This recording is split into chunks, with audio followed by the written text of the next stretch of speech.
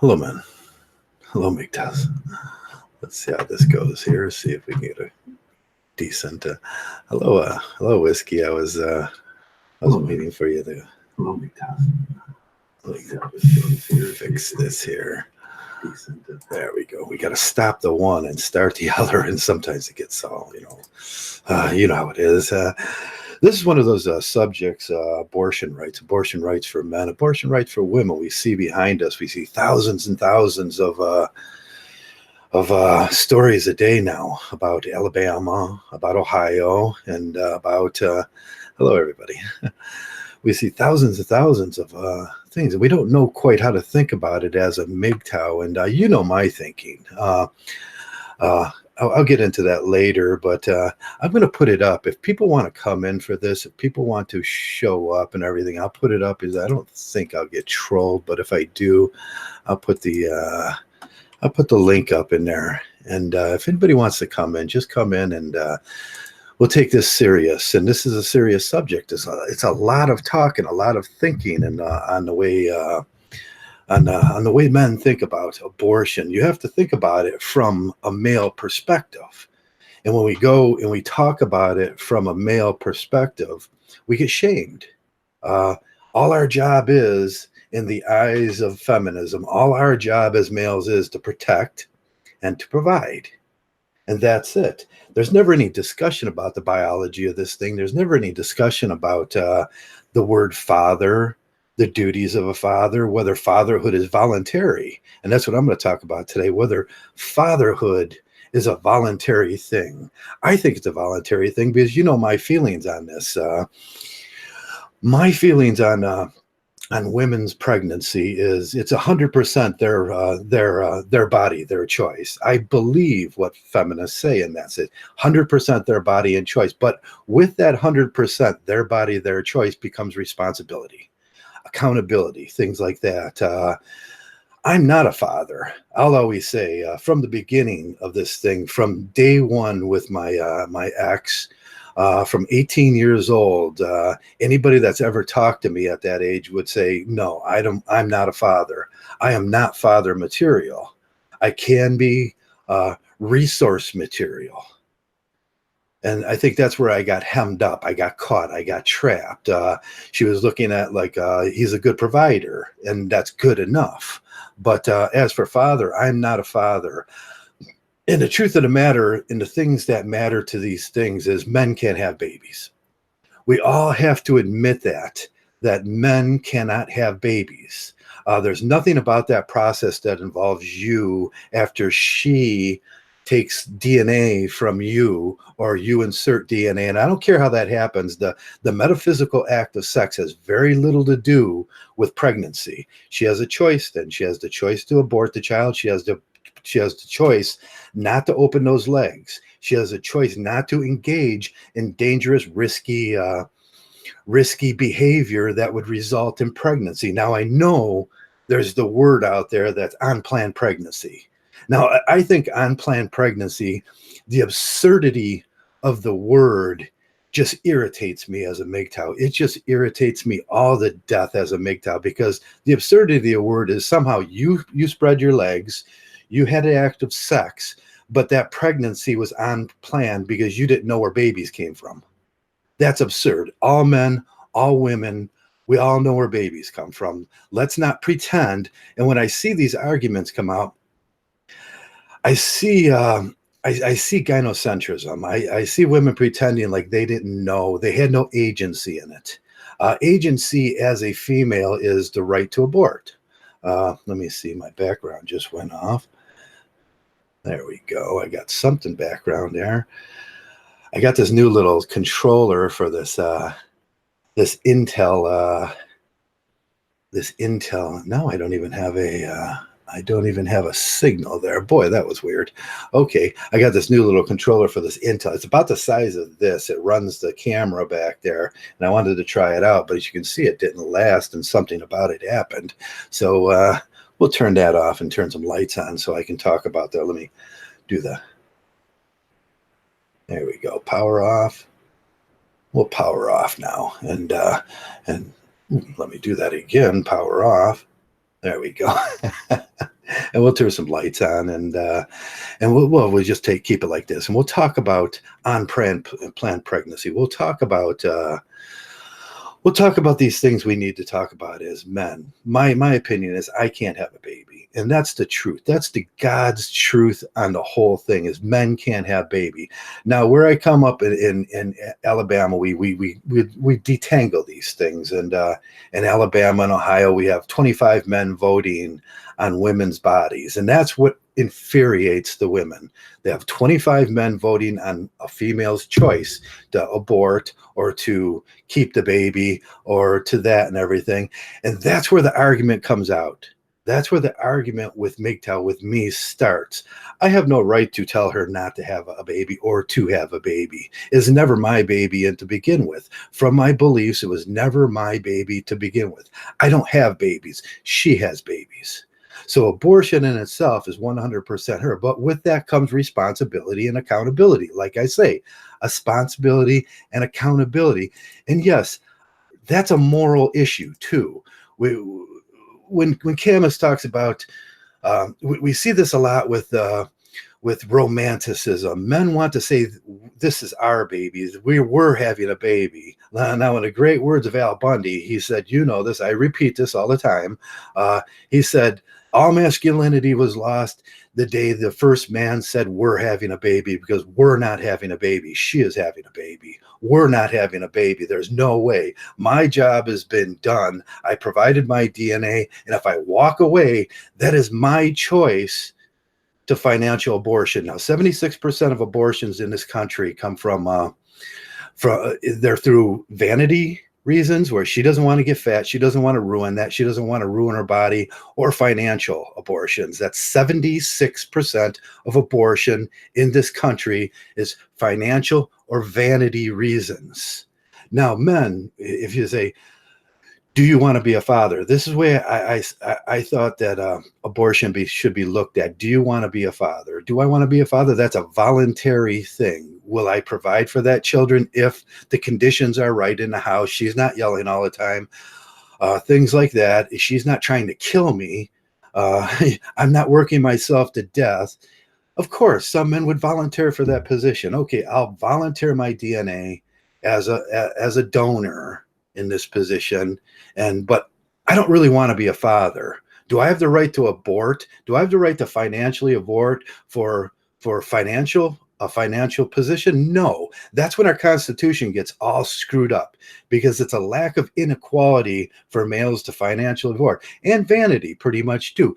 Fatherhood would ruin my life. Fatherhood would ruin everything I got going. Fatherhood would kill my financial future. Fatherhood would make it miserable. I am not a good father. I would not make a good father. And that's what I said from the beginning of this thing. I know this. Everybody knew it around me. Men around me told me, oh, well, you just do that. Go for that. That's the big lie. That's the big trap for fatherhood. If children came up, in my opinion, I should be asked, do you want to be a father to these children? And I would say, well, that's a voluntary position. And how I believe that this is a voluntary position is because in the law, on the day of my divorce, they told me, you are no longer the father. Fatherhood was immediately stripped from me. That's how easily fatherhood can be stripped. Fatherhood's a made up thing. It's a word in the German that means Pedor. If you look it up, you go back to the original German, you go back to the original Latin on that, it's fada. It means a financial position, and that's all it means. And then we turn it to paydor, which means paytor, which means a freaking ATM. You become the ATM. She pushes that button, and you are an ATM. You are the payer terminal in that position, and that's the way that word works out properly in English. Now, knowing all this stuff that I know as a Mgtow, abortion, do I have the right to abort? No, I don't. Was it my body, my choice? Did I have a choice when she was having a child to say, no, I don't want to be a father? That's hypocrisy in the greatest, because I did not have a choice. There's no state in my country where a father has the right to financially abort. And that in itself is what they call racism, what they call bias, what they call bigotry. It's gender bigotry. And that's what Mgtows talk about. The gender bigotry of me, myself, I, this body has no choice. I lose all agency. Now we talk about female agency, and you'll often hear when you look at these when you look at these articles is oh, these men, they the 25 that voted in Alabama, they took away these females agency, and these are men, they can't have babies. And I say, exactly, that's my point. Men cannot have babies. There's no decision I will ever make for a female body. No decision I will ever make for a female body. That what she wants to do is her choice. I don't do that for feminism. I do not argue with feminists. I do not even try. I try not to even mention it in here, because I think that's fencing with dragons. I think that's Don Quixote wanting to do romanticism, which in fact it turns to the rebel, which in fact turns to a moralistic person that turns its head on morals, and he becomes the violent male. And that's the simp that we talk about. The simp is the violent male. I don't do romanticism. If you read Camus chapter 3, you'll understand that. So abortion, do I have the right to tell a woman to abort or not to abort, to do anything with her body? No, I'm a male. I can't have a baby. It's none of my problem. It's none of my fault. It's none of my responsibility. But in the society, men often go to jail when they don't want to take on the responsibility of father. They will put men in jail. I heard that argument today. We're going to put women, the big argument to this thing is, are we going to put women in jail for having miscarriages? That's the big argument. And we're going to put women in jail for aborting. We're going to put women, and what we're really asking is, if they do not, the laws are the social norms of this society, whatever social norms are there, but the social norm of society for 100 years at least is that we put men in jail for deciding not to be fathers. So more hypocrisy piled upon hypocrisy. Upon hypocrisy. This whole thing becomes a very hypocritical stance by a bunch of lawmakers that don't understand gender dynamics. Why? Because like I said, 98% of these people are married and are toting the Christian line. They don't understand. They're caught in the world of romanticism. They will thug your ass and put you in jail as a man. But if we talk about putting a woman in jail for having a miscarriage, or was it abortion because she didn't take care of her body, or was it a miscarriage? That's the question they're asking. Was she doing drugs? Was she drinking while she was having the baby? It's no longer a miscarriage if she caused it. So should we put women in jail for that? That's what they asked in Alabama, in Ohio, and now they're going to ask it in Michigan. And this thing is catching on fire because there's a lot of male questions in this. There's a lot of male questions. Was it an abortion or a miscarriage? Was she complicit in that baby's death?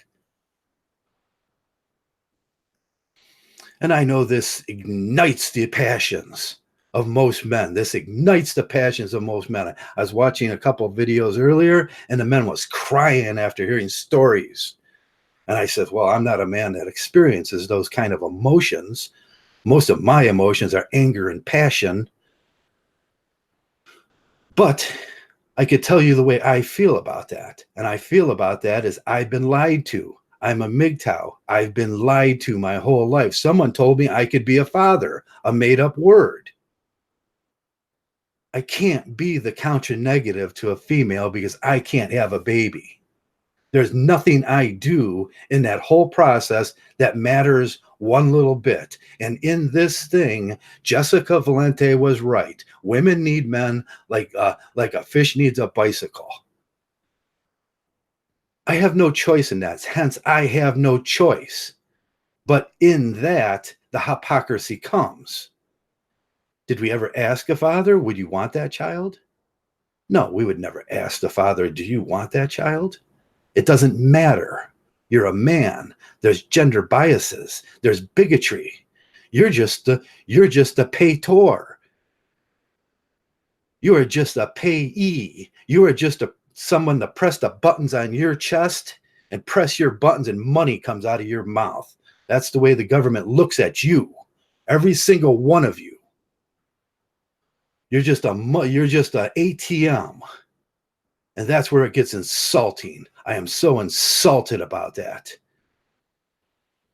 Because the truth of the matter is, at divorce, and I've experienced this, and a lot of men have experienced this, a lot of men have experienced, your fatherhood will be stripped from you like that. And then you'll say, I thought I was a father. And they'll say, no, you're a pator. Look at the etymology. And they are crafty when they do these words. That's the devil in the details. That's the devil in the details. They're crafty when they do their words. And they were ever so crafty when they crafted the word fatherhood. Father. But a Mgtow understands these things. A Mgtow does his research. A Mgtow understands right from wrong. I could never be a father. I could never be that. Was I ever given a choice in the United States Constitution, the thing that has no gender bias in it, that doesn't make people slaves? Did I have a choice? No, it was a gender bias decision that made me a slave. It made me a slave. That's what that made me. And that's where we have to strike down these things. And if it has to start with abortion laws in Alabama, then let that be the place it starts. Because we need to have a discussion about this. Because I am not a slave. I am not a slave. And I will fight passionately for that. But explaining these simple things to people outside of our group becomes just, it becomes so frustrating. It's simple logic. The absurdity in our system now, the total absurdity in our system makes my head hurt sometimes. And I agree. There is no time where I don't agree with the females, with the feminists on this. You should have the right to abort. You know what? I believe in that because I believe I should have the right to abort too. You want to talk about that? And then they go, oh, can't hear that. Rebel, rebel, rebel.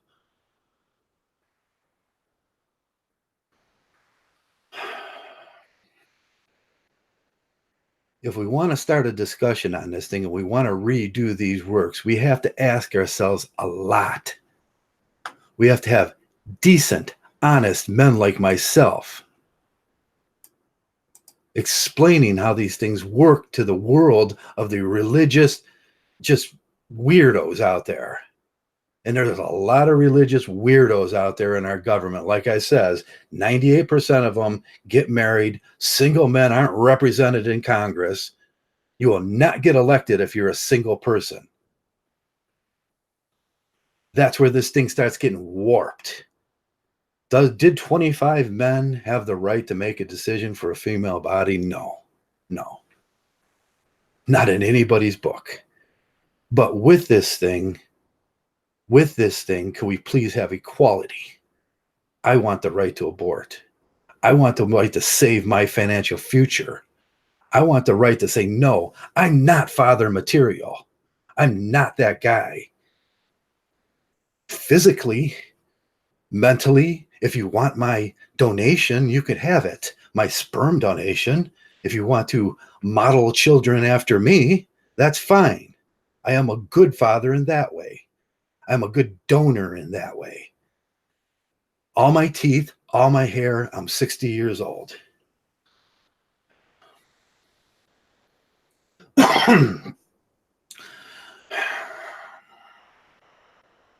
But was I a father? No, no, no such way. Did I get that choice? No, it was imposed on me by force. That's what we have to do away with. Can't we have some logical discussions? Can't we do that? Can't the brightest and the best of us in Congress have some logical discussions about this? No, because they're under the influence of one thing that we said could never happen in our Constitution. That's religiousness. They need to separate themselves from that. They need to separate themselves from all that garbage, from the moral opinion, and just be like Spock, the void of all emotions. When you make these decisions, you have to make these decisions scientifically. That's what Sir Oliver Wendell Holmes would say when he was the famous pragmaticist with Dewey and Holmes and James and Wright and the whole list of guys at that point. Oliver Wendell Holmes was the Supreme Court justice that said, no, we make these decisions pragmatically. We remove politics. We remove the void. We live in the void of asexuality. We live in that, not the void of. We live in the presence of asexuality. We don't think with our little dicks, with our little brains. We think with our mind. And that's what a Mgtow does. We don't think with that. But the whole community out there, when they talk about abortion, they start thinking with that.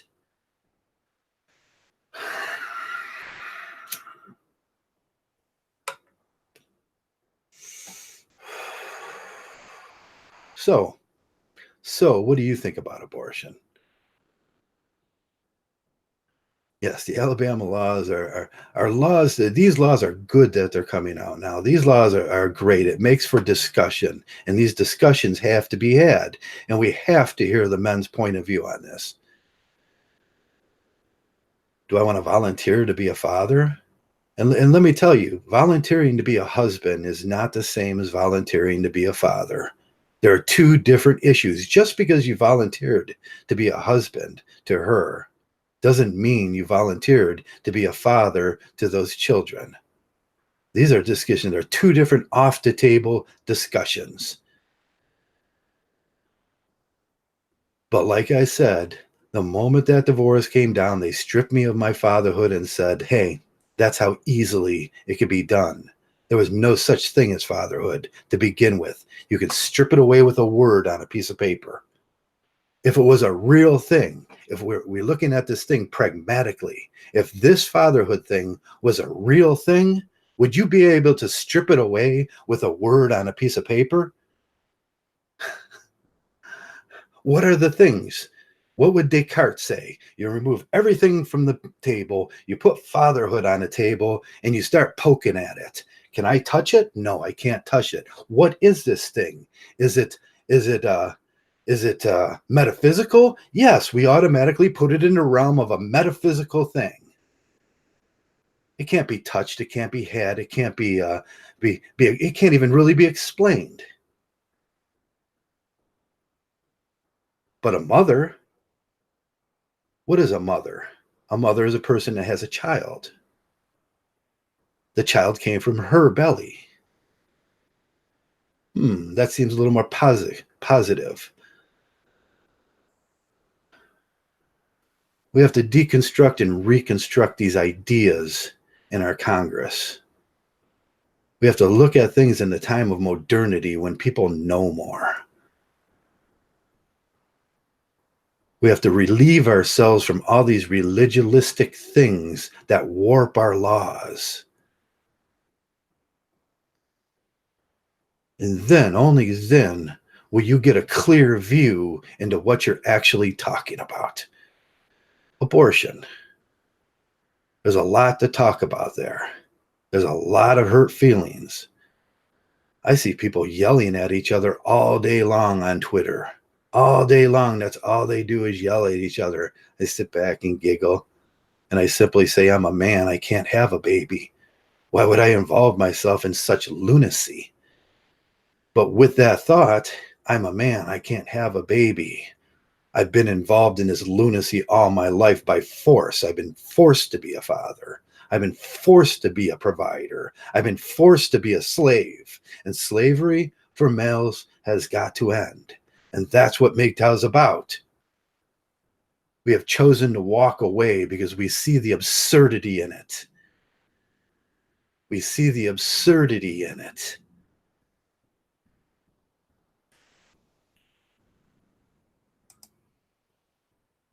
Let me, I'm trying to keep up with it. If you guys want me to prove your messages, you got to stop using the F words and stuff like that. YouTube monitors me. So I know it's funny. There's a lot to think about this, and it looks like nobody wants to jump in. Nobody wants to do this thing. Nobody wants to talk about this thing. Everybody wants to have opinions about it. Everybody shouts at each other about it.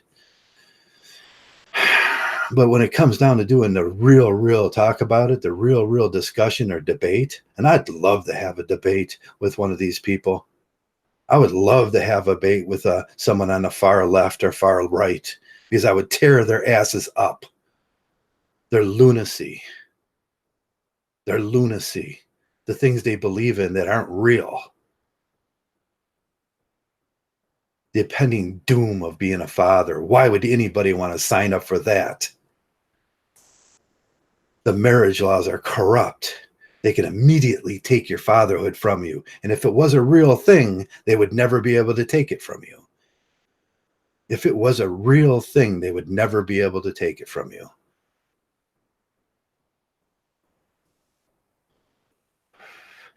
But in the meaning, it simply means financial, person of financial, whatever it says in there. It's a German Latin word that means you will be financially responsible for a child. You are not a father. You are an ATM. You are a payer, a payer terminal. And that's where it gets insulting. You are less than a machine. I think there was a book Varnicket wrote about being less than a machine. It was Breakfast of Champions. Great book if you ever get to read it. He talked about God, and he talked about the rebel, and he talked about these things. But it's got to read between the lines and be a smart person will read Varnicket.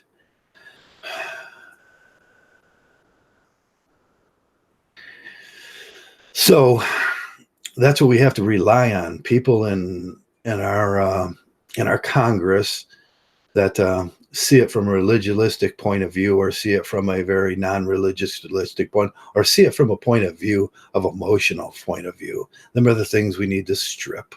It will provide passionate discussion. It will. But passionate discussion for me always comes down to whether someone's trying to make me a slave or not. Whether someone's trying to put me on that metaphysical farm in the matrix that we talk about. By the way, the matrix means bones in the womb from the Latin.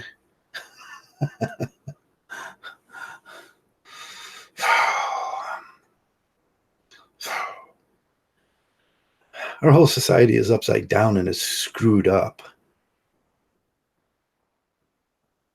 But no one wants to look at things logically. No, I don't have the right to make those decisions for a female, nor does she have the right to make those decisions for me. Somehow we'll have to get together. Somehow we'll have to put this thing together and say, hey, do fathers have a choice in this thing? And that's where the argument will end. Because then we'll have equality, true equality. As males, as men, we'll have equality. But until people get their thinking caps on, oh, I knitted my thinking cap. It's a Mgtow pussy hat. Put your thinking cap on, Mgtow. Mgtow now. The Mgtow thinking hat. I love that. I'm going to wear it through a whole podcast one of these days. Slaughterhouse Five. Slaughterhouse Five is a good book. I read that one. My Mgtow pussy hat. Do you think I'd get beat up if I wore that to one of those? Who thinks I'd get beat up if I wore that to one of those? I'm going to do it too. Well, and next time we have a march, a pro-female march in Cleveland, I'm wearing that hat. I'm going to be there. That hat is going to be on my head. And I'm going to have two videos going at the same time because I'm going to need it. I'm going to need some luck too. Oh man.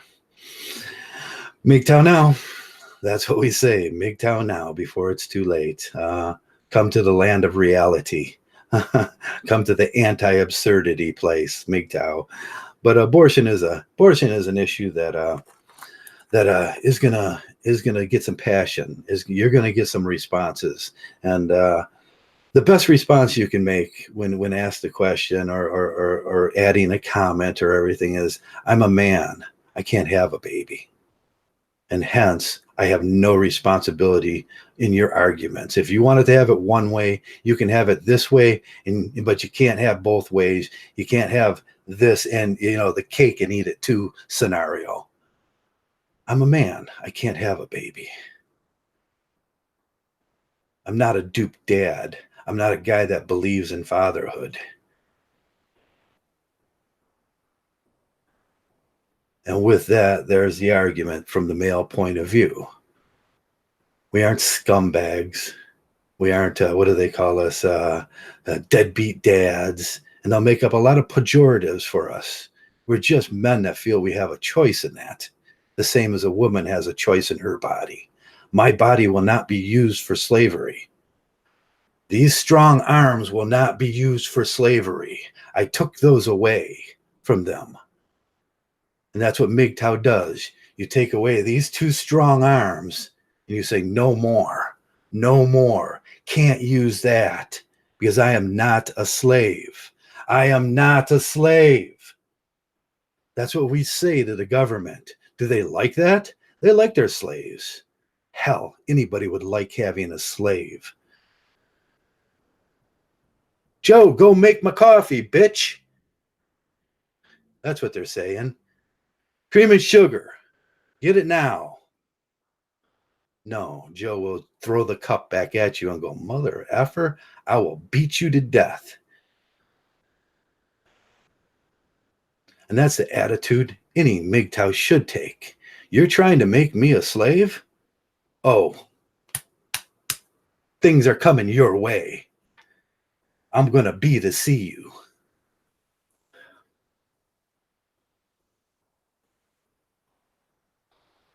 I love that. I love that comment, that statement. I took that from Descartes. I'm going to be to see you. My life will be about being to see you. And in that, I will be. I can be a Mgtow, or I can be that thing, that rebel you created. I will be to see you. My God will be a gnat.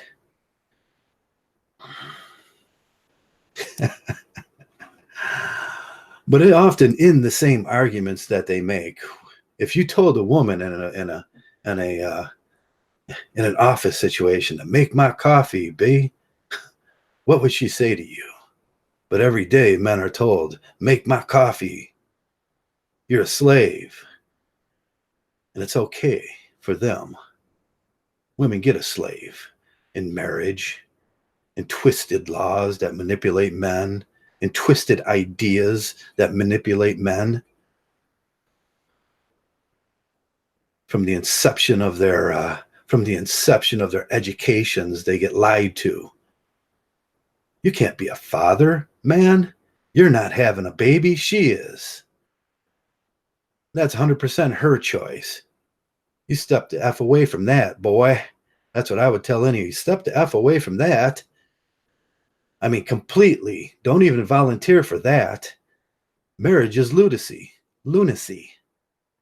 It's a total program of hypocrisy that will have you on your knees sooner or later. And at the end, the judge will easily strip that fatherhood away from you. In the wink of an eye, and say, sucker, you thought you were. You're just a slave.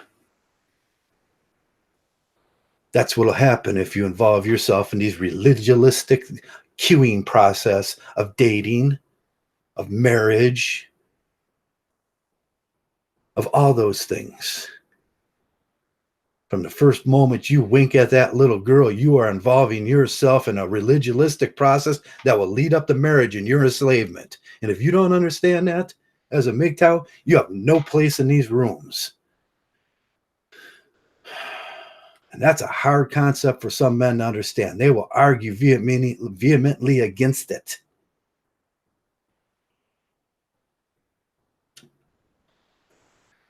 From the moment you laid eyes on that little girl, from the moment you swapped spit with her, you started involving yourselves in something that's going to lead its way down to your enslavement. And it will have a lot to do with abortion, and it will have a lot to do with your future, and it will have everything to do with your financial freedom. And you will not have a choice. You will not have a choice of your body. You don't have a choice in abortion, and you won't even have a choice whether you get your whole pay or not, because you're a slave, and that's what slaves do. They don't have choices. Slave, man. And then I hear these total who can be the best slave. I hear the Christians arguing that all the time. Oh, these immigrants are coming up to take our gerbs. All you're saying is who can be the best. I'm a better slave than the immigrants. I got to provide for my old lady, my wife, my kids. I'm a better slave than them. Don't take that away from me, sir. Don't take that away from me, master. That's idiotic thinking from the inception.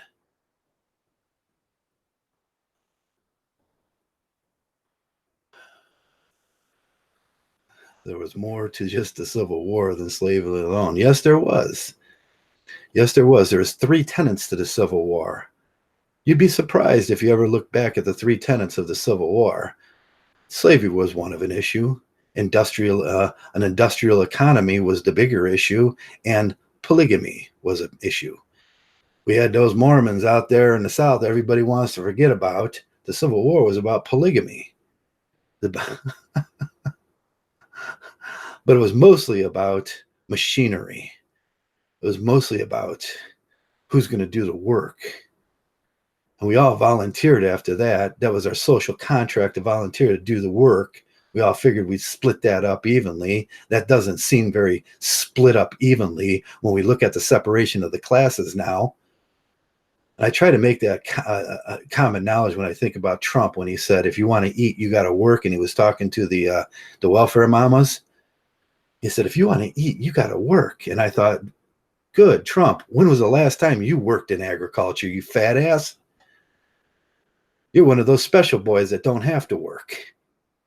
Mao had some things to say about that. And Joseph Stalin had some things to say about that. Everybody does their time on the farm.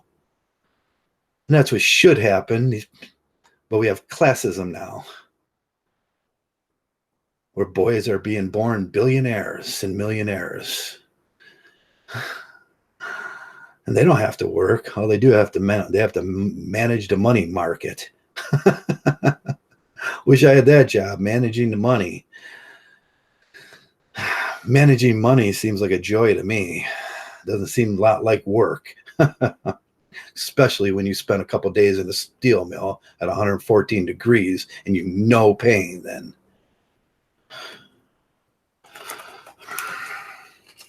We can manage that military thing too a little better.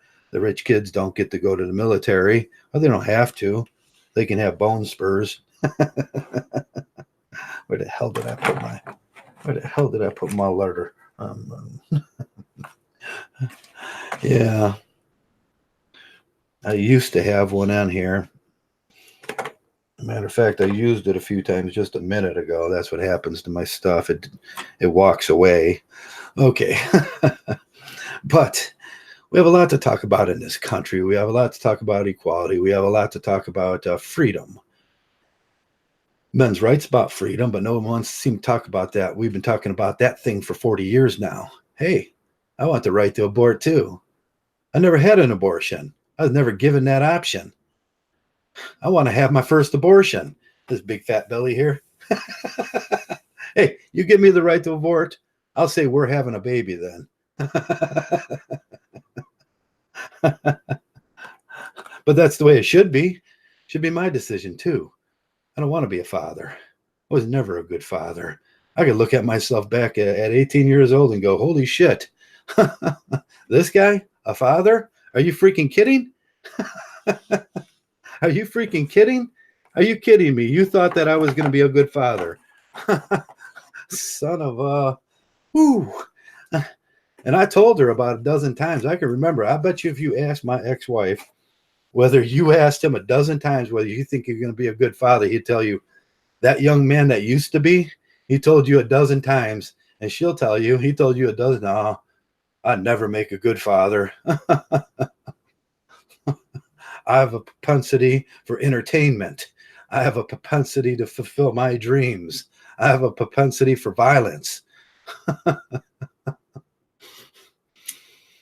I am an unfit male for children to be around. That's what I would have said. I am an unfit male for children to be around. And I would like to have that choice here in America, where we're supposed to believe in freedom, where we have a big statue about liberty sitting in our bay. And on that statue, it says some wonderful words that we don't believe in anymore. I mean, give me your poor. Give me your weak. Give me all those people. I'll take them. Because we used to believe in that. Give me your tempest turned, tossed. Yeah. We don't believe in those words. We should strip that sign off and say no parking. That's what we should put up. We strip that sign off. We can grind it off. I can get up there with a grinder. Zzz, I'm a millwright. I can get up there with a grinder and grind those words off in a little time, about 10 minutes or so. And then I can put up a big Mgtow sign that says no fucking parking, bitch. Thank you, Riff. Mgtow now. Thank you, Mgtow now. Yeah, that's what there should be on that Statue of Liberty. No parking. That's how far we've drifted here in America. There's no sensibility in what we do anymore. And it's the absurd. And Cam has talked about this. The absurd. A lot of people talked about the absurd. Nowadays, we call it the clown world. The clown world is coming. And it's going to be a show. They're going to be juggling chainsaws and chainsaws on fire. And they're going to be throwing things at each other. They're going to be bopping themselves over the head with big hammers. Now, on the Mgtow bench, if you sit back, you could just point and laugh at all the absurdity. And, he popped himself over the head with a big hammer. He got big feet. Look at that big feet man with a big nose. They're so stupid looking. That's what you see when you look out over this thing. You see absurdity. And they look like clowns. And Camus talked about the clown. He talked about the negative to the clown, which was the aesthetic. He said, wouldn't you rather be a person with a little morals? Wouldn't you rather be a person of little stoicism? Wouldn't you rather not be the absurd, the big old clown car? They didn't understand that back in 1962. They had no idea what that was about.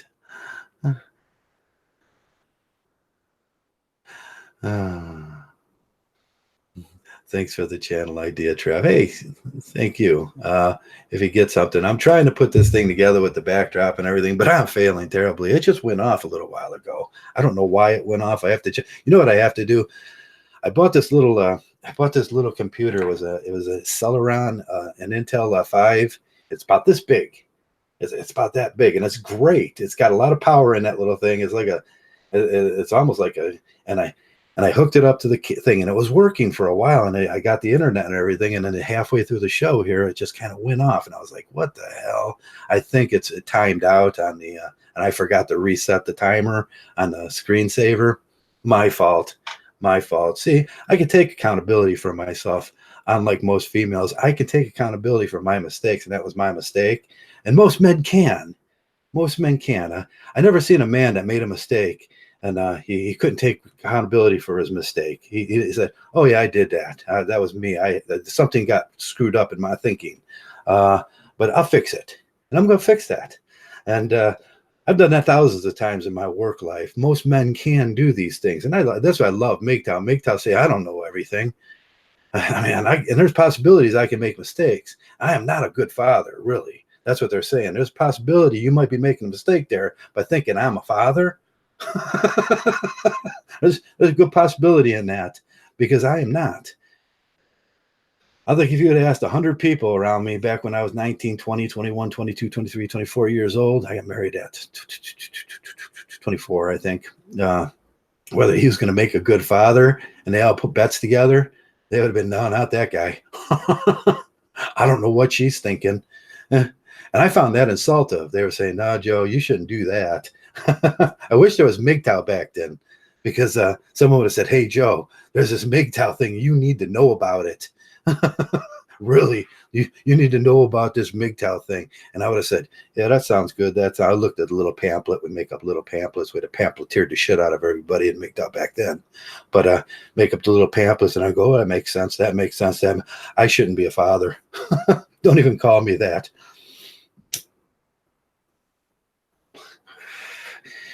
But when it came down to really being a father and what that was about, it was about the abortion rights. It's about your choice as a man, about your choice to be protector and provider to a child that has nothing to do with being husband.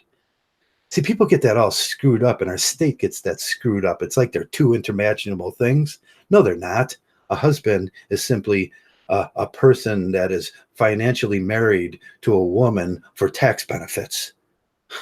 Or a man nowadays, or men get married nowadays. I just found out that what's that guy Shapiro? He was married to another man, and I was like, it's like, yeah, that's pretty funny. I just found that out. That was weird. Milo too was like, Milo was gay. Wow, I didn't see that one.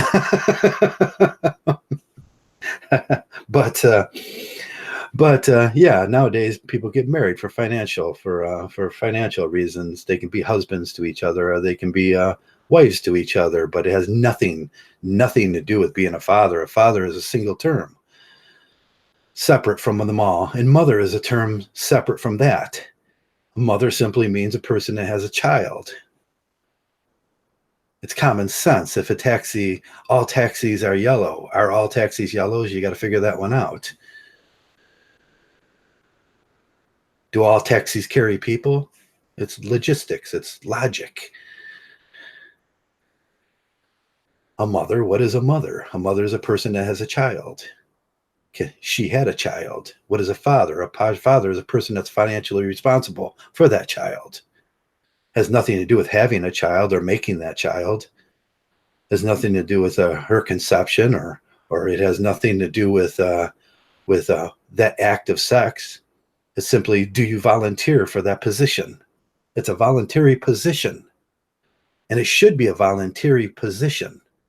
But they took the voluntary part about it and they made it a mandatory position because Uncle Sam doesn't want to pay for those children because she can't be responsible for those children, which she is a mother.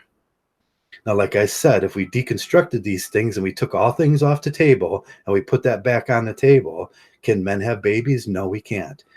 Is she a mother? Is that her baby? Did she make that? Yes, she did. I can't forget. I forget what the reasoning is called. There's these things that are things, and Descartes said these are things, and they're real. Fatherhood is not real. It's a metaphysical position that can be taken from you at a second. If another Chad comes around, you will not be the father anymore. You will be the what do they call it? The Omega. You will become the Omega at that point. but you will be responsible. So in our law, it makes men totally responsible for being that father. But women have no responsibilities. Oh, poor girls, we have to protect them. We have to build buildings for them. We have to do this. We have to do everything for them. We have to make sure they're comfortable so they can raise the children. And that's a lie, too. That's a lie. You need the mother for about 6 months after that, and then you don't need her at all. A man can get some formula and raise that thing. A child could raise a baby. And we see a lot of children of 14 years old raising babies. And that's what these laws are about. We don't want to see children of 14 years old raising babies. My brother had a baby when he was 12.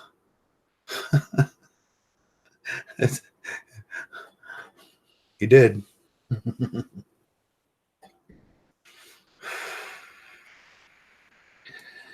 The mother was Canadian. She ran off and left it with my parents and my brother, and he raised it, and he did a great job. Wonderful little girl. Wonderful, wonderful family there. He was a father. His big brother's not a father. I love my brother, but he's the man. But did he have a choice? No, he didn't have a choice. Something he had to do. Something he had to do. Marriage is absurd. The whole system is barbaric. We need to rip those halls down. We need to reconsider what we're talking about. Being a husband has nothing to do with being a father. Nothing at all. Whether you want to play house with a female, you can play house with a female and diddle her at night. And if you're Christian, you can pretend like God's watching you do that. And he's getting his jollies off while he's watching you do that, because that's what they're saying. It's sick. It's depraved. It's sickness. It's a sickness. And they could do that if they want, but don't ask me to participate in absurdity. That's all I'm saying. As a Mgtow, I will not participate in that absurdity. And I will rebel against it. Read the book. Again, I'll share it with you. Read the book, The Rebel. Explains Mgtow to the T.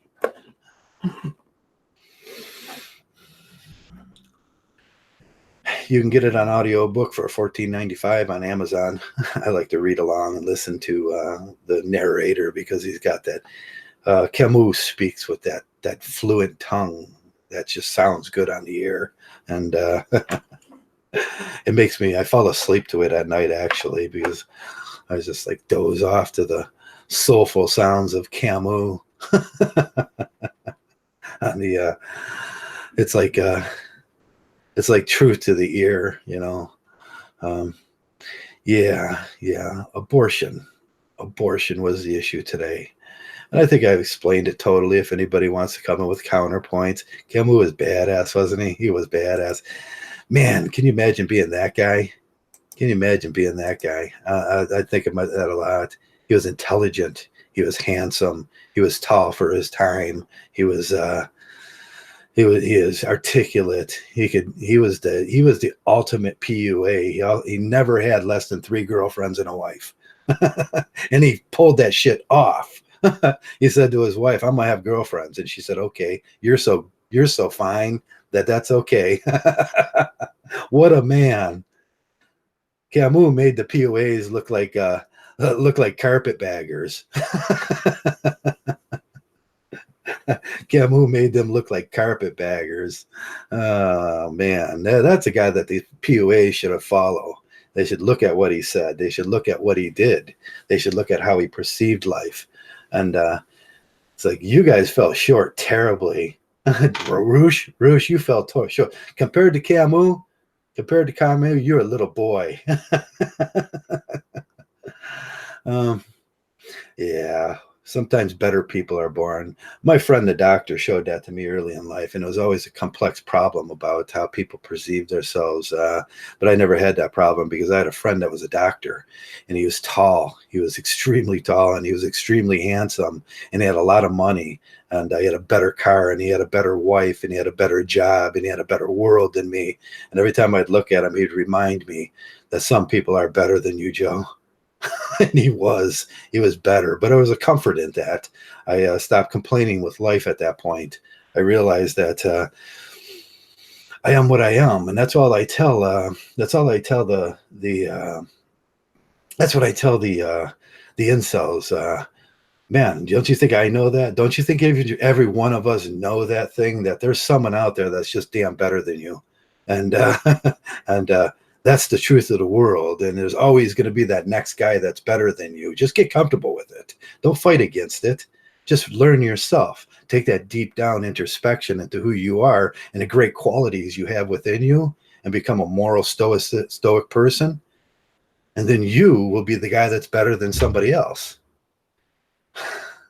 And then you could take take a little pride in that. And that's what I tell the incels. Become that guy that's better than somebody else, but you have to do that for yourself. And that's what Mgtow's about. Let me take some time to say hello to my friends, Pacific Coast, Dr. Lucid Dreamster, 30 Feet Under, Darren Moraine. Oh, that Whiskey Stills and Tumbleweeds. Hello, Whiskey. Sorry about overlapping your podcast. Sometimes I like to do them after you or before you on Thursdays, or after, about usually after, but when I scheduled it, I didn't know. And so I just waited. So sorry about overlapping on your podcast there. And Father No, hello, Father No, hello, Mgtow Now, hello, everybody that came in. If I didn't get your name, Scott Allen. I'm going up the list now, trying to improve all the messages, just because it'll piss off, YouTube. Yeah, Were Rabbit, hello, Were Rabbit, hello, everybody that's in, and let me see. Somebody, the fetus said, "Abort me. My parents are idiots." That was a good joke. Yeah, yeah. Oh man, I wish I would have. I wish I would have known that one when I was young.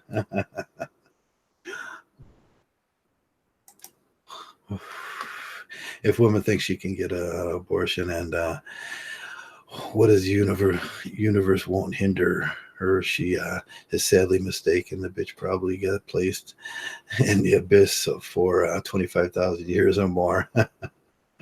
Yeah, yeah. There's the metaphysical argument of hell during that thing too, and I think we leave those things out of decisions in Congress when we do those things. I hate to see this thing come down to Christian virtues in Congress, because things will get all screwed up again, and we'll get the rules we deserve if we involve Christianity in the rules that we wish to have. Um, and that's probably the biggest problem in America now, because people have an inability in Congress and in the Senate and our president to remove those things of religious values, like it says in the first amendment. He says you can choose to, but you can never choose to force it on somebody else. That's what that whole thing says. And it says something about the freedom of press and everything, which they violate too. You start walking through the Constitution nowadays, and it's an obscure thing, because they pretty much violate everything that we said. I mean, men are just slaves to them. We're slaves to fatherhood, and they can't see that because we're forced on us. So we have slavery. We have debtor's prison. We have our First Amendment rights to be violated by the press every day when they take a Mgtow down.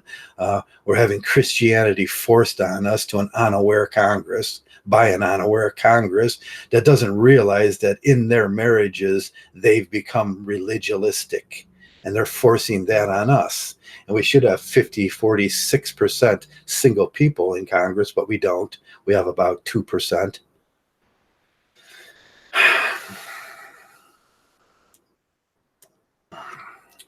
But there's a lot of things wrong with this country, and there's a lot of things that need to be fixed, but nobody wants to talk about them.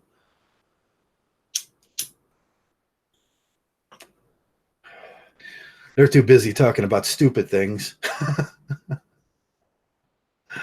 Oh, the trade war was interesting. I was thinking about the trade war. Kmart put out a thing today. Says that all prices from Chinese imports are going to go up in the Kmart or the WalMarts around America. And I thought, fine, fine. It says, why don't you take all those imports and put them in a certain section and say these are all the imports. If you want to buy those, buy them. And these are all the things that are made in America. Could you do that for us? So we know better, so we don't have to look at the packages. Oh, yeah. Imports are stupid, anyways. I was trying to explain this in a video months and months and months and months, maybe years ago, about offshoring jobs and everything. And then you got to put them on a ship. This is textile mills are a great example of it. You take the wool and the cotton from America, you put it on a big ship, and then you ship it over to Polynesia or somewhere where they're making them products for $2 an hour or whatever they're making, and you do all that thing and you ship them back. Do you know how much a freighter ship costs? It costs $2.5 million to run a freighter ship across the Pacific. $2.5 million. That's like $14,000 an hour. You could have built a factory on a round trip. So imports make no sense to me. I think they should be making these things in America, textiles in America, and you should pay the money because you're paying the money anyways, idiots. You're paying it in shipping. You're paying it in diesel fuel or gasoline or whatever they're using on that boat. And it just seems like ridiculousness to me. So we pay for that, and the only reason we got the textile mills left America is because the females wanted to argue about rights to have air conditioning in there. And at one time in America, the textiles mills employed 86% of the females in America. The made clothes, this stuff, jeans. Remember jeans before? You guys don't remember jeans, the vintage jeans with the red pocket on there. They said jeans on them. They had bell bottoms on them pretty much too at that time. Them were good jeans. You could get a year out of a pair of those. And we were very poor when I was growing up. So you had two pairs of jeans and you better get a year out of them. Or $2.25 a piece at that time. And that was big bucks because a pair of Converse. It was interesting. Converse was around back then. You went up to I don't know if they're called Converse, but you went up to the store in the Value Mart, and they had a big box of shoes, and the shoes weren't put together. If you found a 10 on your right, you had to find a 10 on your left. They're all mixed up in there, and that's how you went shoe shopping in where I come from. And that's when the textile mills, and there was 1, 2, 3, 4, 5, 6, 7 textile mills around where I lived, and most of the women and most of the men worked at those things. And then that all left America, so we can spend $5 million shipping things back and forth, which we could build a factory for that, and then employ people good and pay them fair amounts, and it would work out to the same amount of money. Idiots.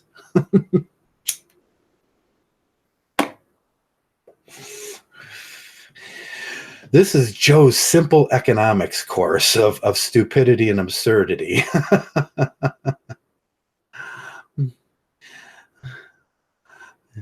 Yeah, I'm defending the life. Defending life is good. Yes, it is. Yes, it is. We can go on all day about this. This thing was originally about abortion, abortion complex, and it's complex and it's hypocritical. And every one of those arguments I've heard this week is, yeah, all you have to do is say, yeah, but do men have those same rights? And sit and wait. And then you'll be called a misogynist. You'll be called part of the patriarchy, and you'll be called a variety of other names that I've been called this week by simply saying that. But do men have those same rights? Can I abort a child? Never had an abortion. Never had that decision because I never had that choice. I was just slave. Fill that in. My name, Joe, slave. I didn't like being a slave. It hurt. It probably took years off of my life.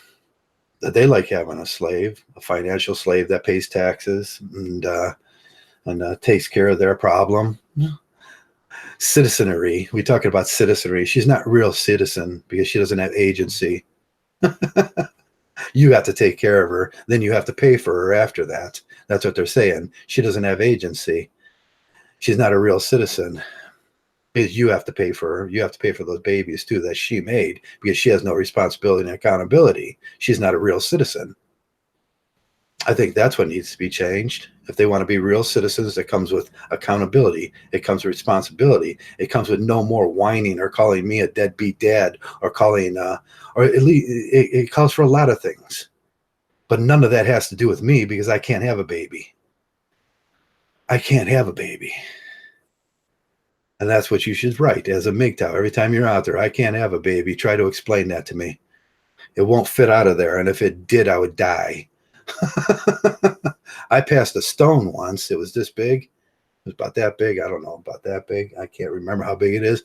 And I thought I was going to die from that. Babies' heads are this big. You see them suckers?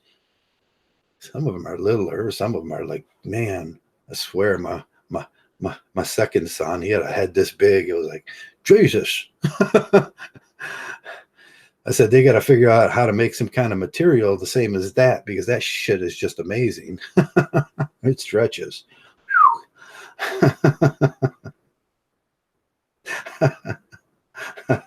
Them are jokes. I was talking to a guy the other day. He didn't quite understand my sarcasm, my patronizing sarcasm. After a while, people get used to my patronizing sarcasm, and it gets better. But hello, Mgtow Academy. How are you today? We're talking about abortion today. I'm gonna put in there for the last time anybody that wants to come in and talk about this subject. And if that works or don't work, let me know. Anybody that wants to come in and talk about abortion and talk about a Mgtow's opinion on that. And like I said, I can't be a father. I can't have a baby. I don't think that way. I shouldn't have a choice in that. I shouldn't even be asked. He just borrowed that joke from Betty White. Did Betty White say that? Yeah. So there's a lot of things to think about this. All week I've been listening to Jessica Valente and Amanda Marcotte go off on Twitter. I just look, and there it is, just lines and lines and lines of reasons why Alabama shouldn't be doing this, and that there were 25 men that made that decision. And I thought, well, that was wrong. None of those men can have a baby. And but that's my point. I'm not responsible for that baby because I can't have one. And that's what they're saying. And that will be proven in divorce court when they easily strip you of fatherhood. That's what I say. I said, that's when you find out the reality of these things. Can take a beating. Yeah, them Terran Marine, them things can take a beating. Them, I swear to God. I was watching my second son come out, and I was like, holy smokes. We got to make some Kevlar or something out of that material. Send that to the soldiers. They could just get a little piece about this big and then just pull it down over them for a tent.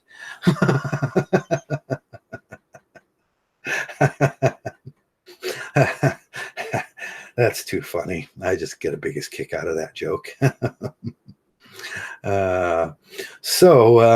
So abortion is it's a complex subject. It depends which side of the aisle you're on too. But I think women should start thinking about it more like a Mgtow would, and say it like a Mgtow would. If they took our opinion and if they valued our opinion, that would be the ultimate empowerment for them. They would find agency in that. And I heard that argument this week that women, we take away their agency when we give them these choices. When we take away that choice from them, no, we don't. We give them agency because we give you the ability to make good choices. I think uh, Mgtow Academy put something up this week about making good choices. She can drink while she's pregnant. That was your drinking while pregnant thing. She'll make a bunch of bad choices and no one will say that, but we give them with these laws, we give them the ability to find agency in themselves and make good choices. Close those legs. Close those legs. Nothing has to get in there and make you pregnant. Men don't make you pregnant. You make a decision to be pregnant. When she opens up those legs, she made a decision to be pregnant. And they'll say, oh, what about rape? Rape happens 1 out of 160,000 times. You will probably in your neighborhood never meet a person that's been raped. And that's truth and facts right there. 160,000 people. 1 in 160,000.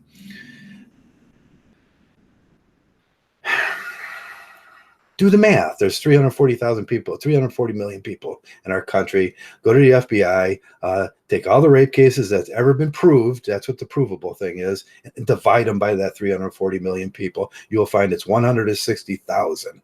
You will never meet a person that's been raped in your life. And I don't know a person that's been raped in my life. I would never permit it. If I seen it, I see people have remorse sex. I see people have regret sex. And that's not the same. You still made a conscious decision to open up those legs. And that's what we're saying as men. We're saying you made a conscious, we're giving you the agency. We're giving you power. We're saying your body, your choice. You made the choice to do that. That's agency. And then the second argument was that I heard this week was, what was it? Blah, blah, blah. Oh, we're going to force little girls to have babies at 14. No, we don't. I don't know if a lot of guys you remember, guys my age remember the pre-70s and being in the classroom where females, like they're 12, 13, 14-year-old, a lot of them would just get pregnant. All of a sudden they would look at their belly and they were pregnant, and then they would disappear. And they would disappear. Me and my friend were talking about this because he's a little older than me. He's 10 years older than me. And he was talking, yeah, back in school, back in the 60s and 50s and 50s, when the woman would get pregnant, the female would get pregnant at that age, and she would just disappear. You wouldn't see her again. And that was getting rid of her. They would disappear her, and because of morals, she was, oh my God, we have to put her in a special hospital. And then she will have that baby because the hospital will make sure she did, and everything. It was horrifying. And so people don't remember those things of the 60s, why we had a movement in the 60s, why abortion came around in the 60s and all that stuff, and the good arguments against it and all that stuff. It was horrifying growing up as a child, a 12-year-old child, and your friend, little Susie over there, got a little hump on her belly, and she just disappeared. That's why we have these laws. But was it my decision? I don't know who did her. Did she make a decision, very childish, immature decision of having a baby at 12 years old, 13 years old? Yes, that was her decision. I'll never say it wasn't. No one raped her. Oh. Yeah. Yeah, Sooth, we talk about sexual liberation and that stuff, and we talk about the Camus talked about the chapter 3. He talked about romanticism and what we romanticize and how we turn the moral into the abmoral. We'll take this good moral thing and we'll turn it into like it makes you into that vicious man. It makes you see it with the simps and the white knights, and that's what Camus was talking about, the white knight. He took the view of romanticism and he turned it, and it turned on its head, and it made him into a vicious person where he was gonna force other men to be what he thought about, to believe that he was a father, that you have to have this virtue.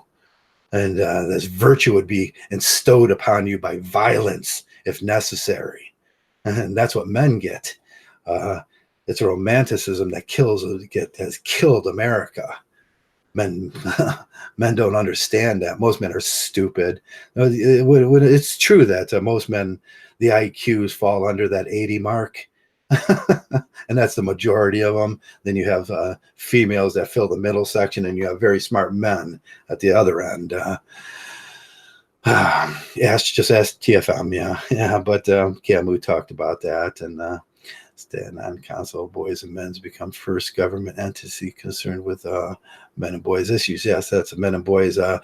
Warren, what's his name? Blah blah blah blah blah. Warren, I can't remember his last name. He's the Council of Men and Boys in the United States government underneath, and that's even a screwed up situation. That's in the underneath. He gets a vote and a say, and the Council for Females and Girls. So they have these councils. So it says females and women, and then underneath he's got one vote, and that's his one vote. Jesus Christ, that's gynocentrism. Whew. Yeah, we have a Department of Women's Affairs in the United States. If nobody ever realized that, now that came about a few years ago. We have a Department of Women's Affairs, and then the men get one vote, and that's the Council for Boys and Men, men and boys, and that's usually man up. That's the man up vote. That's the traditional man up vote, where you will be forced into being a slave by force or jail. Well, that was a choice. Like I said, men know about not having a choice. We don't get a choice. Everyone that's ever had a baby, every man that's ever been forced to take care of a child by a female, you didn't have a choice in that. Not that men can have babies. We can't have babies.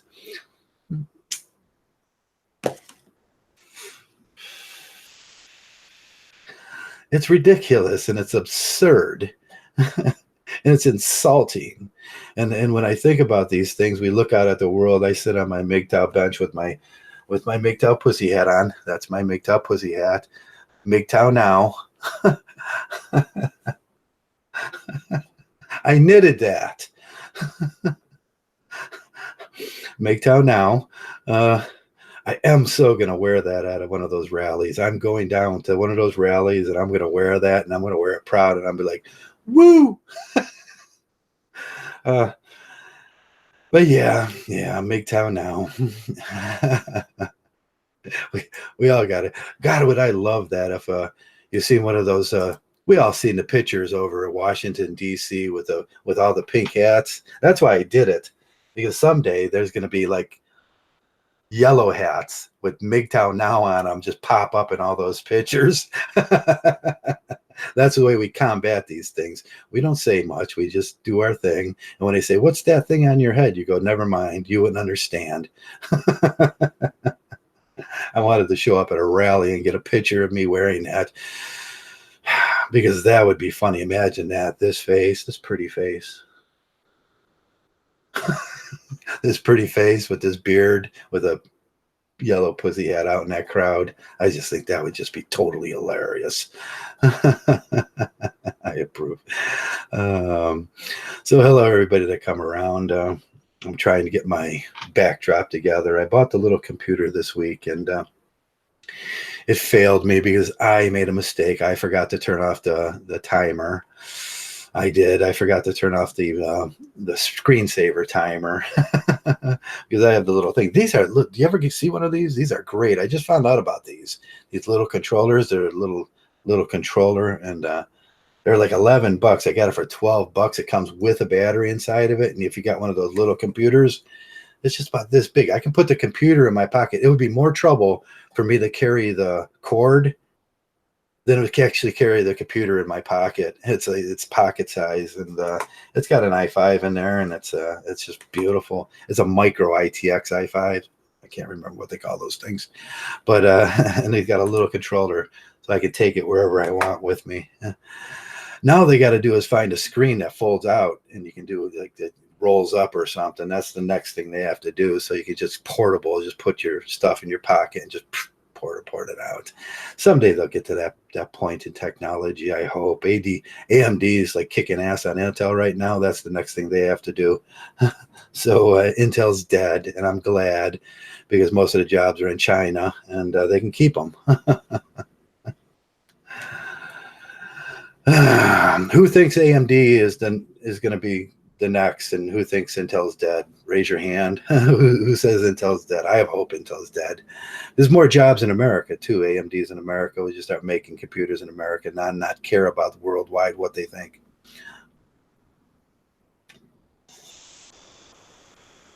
Yeah, Trav would have his Mgtow hat on and a sea of pink.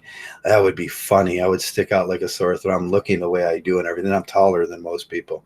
And I'd just be sticking out like a sore thumb. I'd be on my tiptoes trying to be real tall, like with my Mgtow, my Mgtow Pussa hat. You're not allowed to say PUSSY hat if you're a male. I love that.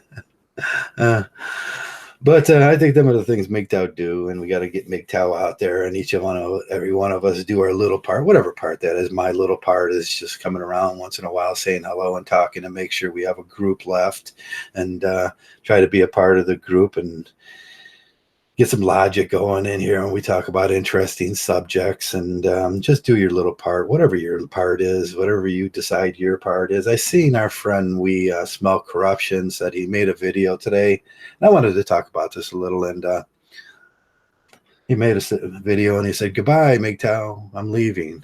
And I thought, well, that's horrible. That's horrible. Most of the time in here we say, my friend, my brother, you're my friend, Riff's my friend, Taryn's my friend, I believe all you guys are my friends. You're my brothers. I talked to you for years and years and years and years now. I don't have ulterior motives for being here. I'm a Mgtow. That's why I'm here. I've been here for 20 years doing this, not on YouTube or anything, but that's my thing. And I called thousands and thousands of men brothers, and you see who's passionate about this thing, and you see who's not passionate about this thing. We have hundreds and thousands of men leave and never come back. I know more names in Mgtow than I know men. I know more names and than I know men in Mgtow, and a lot of the men leave and they never come back. I said to my friend, I says, just come around once in a while and say hello. That's what we do. We converse in video talk. We converse because I can't see you in front of me, because I can't walk down to your house. So we converse on Mgtow. We know each other is here. We're like-minded men. You're my friend. You're my brother. If you leave, at least just come back and make a little video once in a while and say, hey. And that's pretty much what we do. Once we've said all we need to say, you just come back and say, hello, brother. How are you doing? I'm fine. I'm great. And you talk on the video and everything, and that's Mgtow. And no use going Mgtow and no use saying you're leaving, because you're not really leaving. You never really leave the brotherhood. Once you're a Mgtow, you're always a Mgtow, because you're one of our brothers. And if we seen you on the street, I'd hug you and say, hello, brother. And so leaving Mgtow, that was always a question with some people. But ADM is still running Intel and changing too much and too little in the Atom. The Atom is too late. The late graphics card, ADM is winning for gamers. Yeah, AMD is winning for gamers. That's what I got up here. I would show it to you. I got the 2600. I bought that last year. Now I'm wishing I would have stayed to this year, and because everything's moving so fast, so I'd love to have a Zen 3 now. I might break down and buy the Zen 3 if I can it'll use the Zen 3 will take the same board. I have to find out whether they'll take the I've got the 350 gaming board in there, and hopefully it'll take the 370 gaming board. What is that? Yeah, that's the GAAB 350. I got the GAAB 350 in there that holds the 4, but they'll say they'll take the 4 in there, and that I won't have, but I'll soon learn whether they're lying or not when it goes on. I will have to change once you change your CPU, you have to change your, I'll probably lose Windows 10 and end up rebuying Windows 10, because they probably won't let you switch over, because Windows is a bunch of dicks. Windows, that's the next thing AMD's got to work on, is like getting rid of Windows and just getting like the AMD with like Google on it or something. And that's all you really need nowadays. I use the computer out on a TV a lot, and that's another Intel 5. and it's just got Google Chrome on there. It's just Google Chromium, and that's all you really need. I've never seen any other use for anything else. If I need if I need any kind of word processor, I have everything I need in Docs and Drive. I was like, I never go without any need for anything. So Windows is the next thing that needs to go, and AMD's got to crush that too. Dependent of like cost coin mining may or may not be worth it. Yeah, coin mining. Trav and others would you get a realistic DAO with AI? Trav, would you get? I'm not for. I just find the whole DAO thing creepy. I'm an aesthetic. I just don't. I don't think about those things anymore. I spent a lot of time in my life trying not to think about females. And once I got it, I don't want to give that up by sullying my body with a doll. I'm a monk and I'm an aesthetic, and I hold true to those things. I don't date. I don't think about sex. I don't think about FAP. I don't think about any of that stuff. And it takes a long time to get there. I'd hate to waste that on pure thoughts. And I really don't think about women at all anymore. Just that's it. And that's where I think every Mgtow every Mgtow person should, at least a Mgtow philosopher. If you're trying to do philosophy, it just makes it so much difficult when you're thinking with that head. Dow buggers, yeah. I think the whole thing is about becoming the aesthetic, and I think Camus would agree with that, and Manishki would agree with that. The whole thing in life, the aesthetic is the only position that's really the truest position, and it's you separate yourself, you become a nihilist, and then from that nihilism you work into a rationalism, and then you have to do that through a lot of different isms. But if you follow the steps right down, you'll find that pragmaticism is what I say I am. I'm a pragmaticist, and pragmaticists would never do that. Like Oliver Wendell Holmes or Dewey. But them are discussions to have another day, I suppose. But so I don't believe in all the doll stuff. I don't care if men do that. I do know that it's the crowdfunding a project and might sign on the wall somewhere. Let me see. Crowdfund a projector and project the Mgtow sign on the wall. Yeah, I had it on earlier, but I forgot to turn off the the screen saver, and then it just went out, and I was like, you idiot, Joe, you're so stupid. You have to turn off the screensaver. I set up the new Intel yesterday. I have an Intel Micro I bought for it, and I forgot to set it up right. I have to get it in this next room, but I'm still ripping things out of it because that was Dougie's room for a while, and then he got sick and he soiled it. And that was the kids' room, the room with stuck in time. So I get my office back, and as soon as I get these doors over here, you can't see them, but there's these two big sliding doors that go into another room, which is my office. I can actually use the projector from this room to that room, and then get the distance I need where I'll take the whole package, the whole 20, and then I can move back and give you the whole 102 inches of some kind of wave scene, which I got the thing already made up, the wave scene in my video editor that I want, and it's like an orange wave scene with a Mgtow coming in and out and floating around in there. It'll be cool. When I get the time to do it. I just have to get passion. Sometimes I just don't have passion for things anymore. I'm doing this, I'm doing that, and I got to sit down. I got to open the editor up. I got to start moving things around. And then it's a lot of work, and getting a studio is a lot of work. But someday soon, probably within the month, I'll have a whole studio here of a Mgtow studio with an official backdrop in back of me again. That I could put anything on, so that'll be cool, and I'll like it, and I'll stop doing stupid things like not turning off the screensaver. That was idiotic, and I apologize for that. But yeah, so we went through a variety of topics today, especially abortion, and Mgtow thinks about abortion differently. He considers himself. We do what we do. We do what we do in Mgtow. We do that with everything. We do that with everything, every thought process. We consider ourselves. What would a Mgtow think about abortion? I can't have a baby. That's my first thought. That's the first thought that matters, as I can't have a baby. Should I be making decisions for her? No, why would I ever make decisions for her? But should she be making decisions for me? And that's where it gets complex, that they make decisions for us. They make us into slaves. They make us into providers, protectors. They make us into these gods. They lose their agency by making us into that. And I said, no, I should not be making that decision. That's 100% your decision to make. I can't have a baby. Your legs to spread or on spread, and that is a decision. No one's taking that away from her.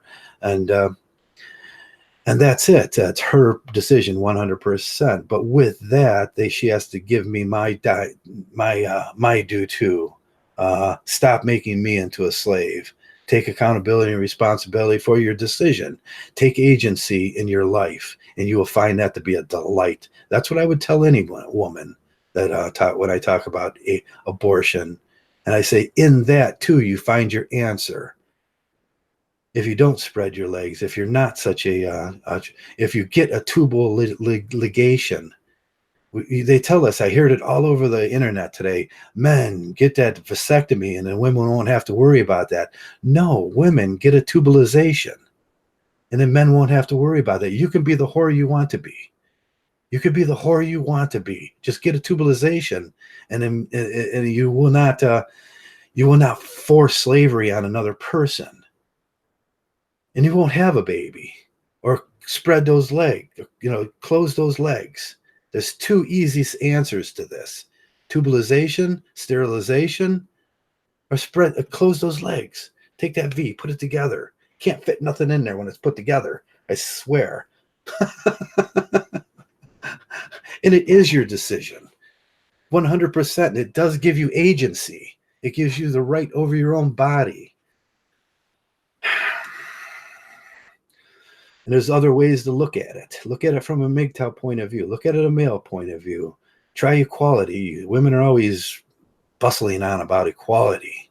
And then they take our equality and they say, you will be forced as a male by threat of prison and jail to be that father, which you never wanted to be anyways. I just made you. I tricked you. I trapped you. I manipulated you. Oh, that was fair? And they wonder why they get pushback? No, that's ridiculous. That's a ridiculous idea. And if they looked at it honestly, I think they would see that the Mgtow point of view is the right point of view. I don't want to make decisions for you, but you don't get to make decisions for me. And whether I'm a father or not is not your decision. I am not a father. I am not a made-up word that only entraps me, that makes me into a slave. If I volunteer for that position, I would think they would find that most men would volunteer for that position if it was an honest position. If it was a voluntary position, they would say, sure, I'll take that. I love kids. I love kids. I would take that position, and it would bring this country back together. But until they understand that we will not be slaves, this thing's going to be separate, and we're going to have these arguments. And that's what the argument of abortion is about in Alabama. It's about if all things are equal, because humans, they're very attuned to syllogisms. They know when something doesn't feel right. And the abortion laws, the way they are, they don't feel right. They're not right for men. They're not right for women. And it screws up our whole system. And there's threads that leak out into other agencies, Health and Human Services, welfare. Just by fixing this little thing, I think you would notice a roll-down effect in our whole society and say, no, the better decision is to be abstinent. The better decision is to be celibate. The better decision is not to force the men into fatherhood. Forced fatherhood is not good. Is not good. And that's my position. From a Mgtow position. But it's the truest, most honest position there is. where I don't lie to myself. I don't tell myself I'm something I'm not. I don't do the religialistic, absurd thinking about marriage. Being a husband and being a father is two different things, but they confuse those things. They want to mix it and mesh it and blend it. They want to use them as each other. It's interchangeable, but they're not. They're off the field arguments. They're not contra to each other.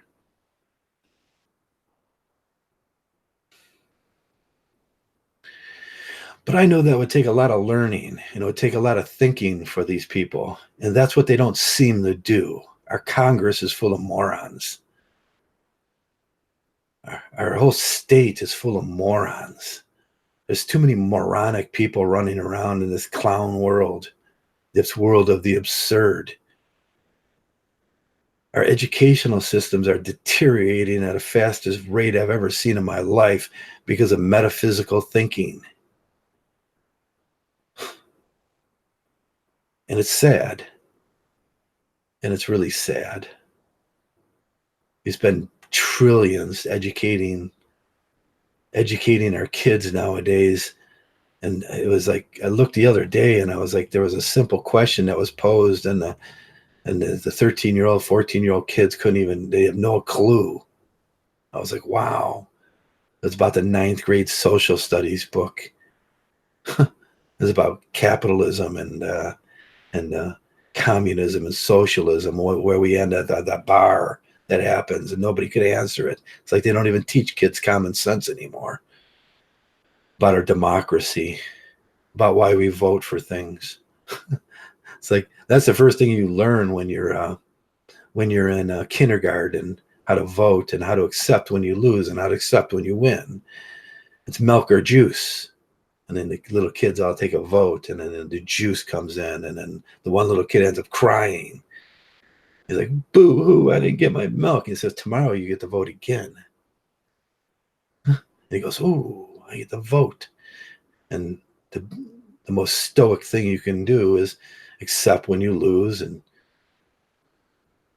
don't be a dick when you win. Be an American. But those things go way out nowadays, and we see whiners and complainers, and we see people that sit there and they revel in the fact that they won, and they want to smudge it in people's eyes. And it's like, no, that's not the American way.